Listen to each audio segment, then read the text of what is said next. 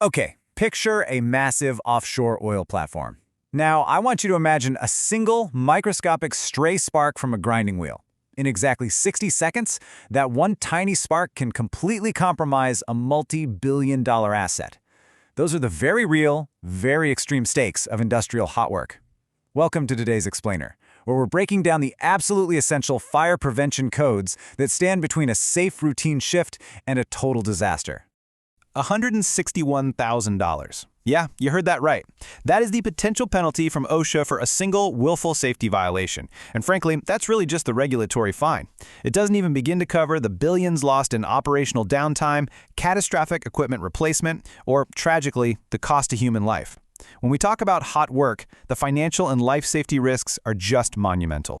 So here's our roadmap for this explainer. We're going to break down these dense OSHA and NFPA regulations into the actual life cycle of a hot work job. First, the threat of hot work. Then, avoid, relocate, or isolate. Next, permits and pre-checks, followed by the 35-foot rule, and finally, the critical fire watch. Okay, let's dive into this with Section 1, the threat of hot work, and exactly how we define this hazard. Right, so here's the textbook definition. Hot work is basically any process producing sparks, flames, or heat. We all know welding, torch brazing, and pipe thawing are obviously on this list, but there's this remarkably common myth out there on job sites that abrasive grinding doesn't require a permit because, well, there's no open flame. Let's bust that right now. Grinding throws high-velocity sparks, and under NFPA standards, it absolutely counts as hot work. If your facility permits welding but kind of looks the other way and lets grinding proceed without a permit, your safety program has a massive, really dangerous gap.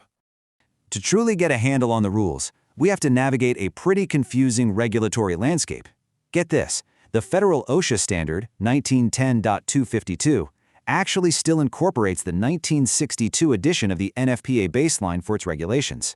However, state fire codes, corporate mandates, and massive insurance carriers, like FM Global, they demand compliance with a modern 2024 edition of NFPA 51B. So, if you build your safety program around that old 1962 OSHA baseline, sure, you might dodge a federal citation, but you will almost certainly fail your insurance audit and violate local fire codes. The 2024 standard is what you absolutely must aim for. Now, what's really interesting about this slide is how it introduces Section 2, avoid, relocate, or isolate. This is our hierarchy of controls. Think of this as the golden rule of 3 for hot work hazard control. Step 1, avoid. Just avoid it entirely. Can you use cold work instead? We're talking mechanical bolting, reciprocating saws, or hydraulic shears instead of a torch. Now, if you absolutely cannot avoid the hot work, you move to Step 2, relocate. Take the actual piece you're working on and move it to a designated safe area. And Step 3 is isolate. Listen, isolation is the absolute last resort. If you can't avoid the heat and you can't move the metal, only then do you isolate and contain the hazard right there on the active site. Contrasting these two environments really shows why relocating your work is just so vital. A designated area is permanent, made of non-combustible materials, and fundamentally free of flammables. It's like a dedicated maintenance shop. Because it's inherently safe, you don't even need a daily hot work permit to operate there.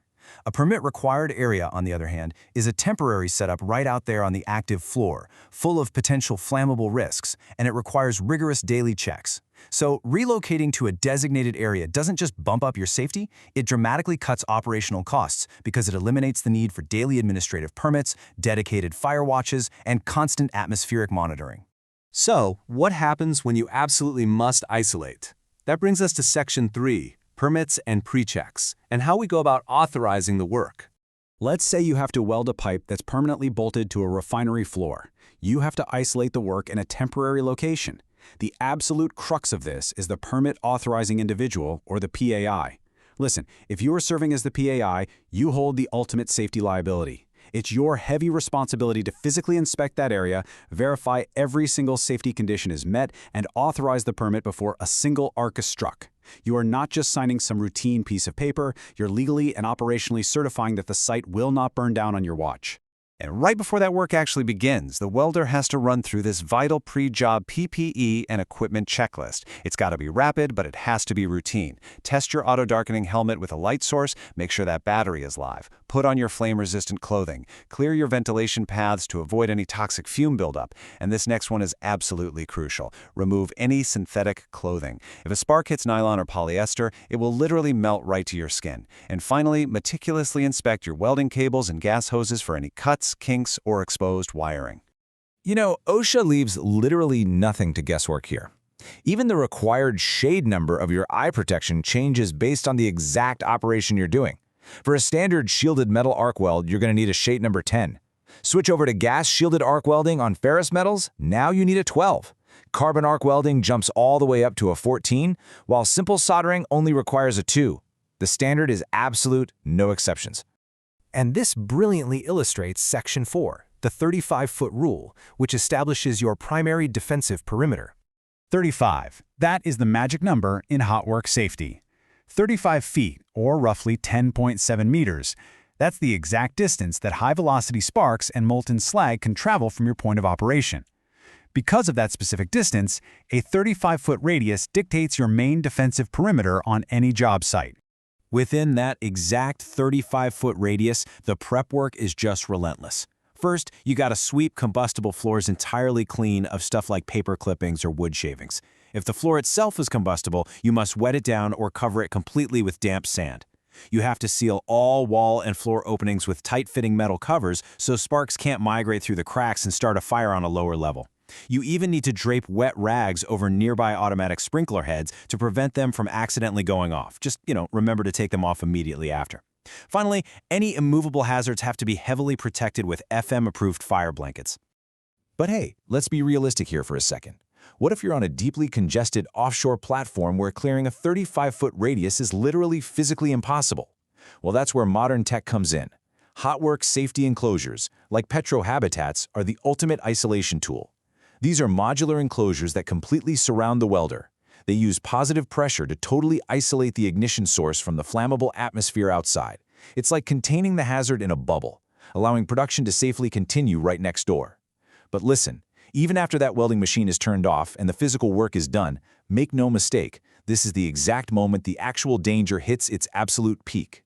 Which brings us to a very serious final phase. Section 5. The critical fire watch and post-job monitoring. Get this, 25% of all hot work fires start from smoldering sparks after the job is completely finished. That's 1 in 4. A tiny piece of hot slag rolls into a floor crack, smolders invisibly for maybe 45 minutes, and then boom, ignites a massive blaze while the entire crew is off on their lunch break. This terrifying statistic proves exactly why the job isn't over just because you turn the arc off. And this is where the rulebook gets a little tricky. The old OSHA 1962 baseline only requires a 30-minute watch. However, the modern 2024 NFPA 51B standard mandates a full 60-minute continuous fire watch. And honestly, it doesn't even stop there. Depending on the hazard level, the PAI can require up to 3 additional hours of periodic monitoring after that first hour is up. But that 60-minute mark, that's the modern baseline standard you have to follow.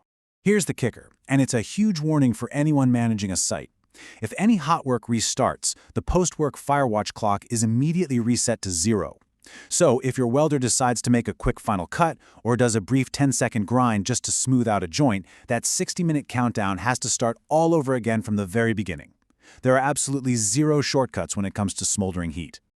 Well, we've covered the code, that vital 35-foot rule, the heavy burden of the permit, and the absolute necessity of the fire watch. So I want to conclude our explainer today by leaving you with this pretty provocative question to reflect on. Are you truly in control of your site's safety, or are you just leaving it to chance? A single spark is literally all it takes. Review your protocols, enforce that hierarchy of controls, and protect your people. Thanks for learning with me today.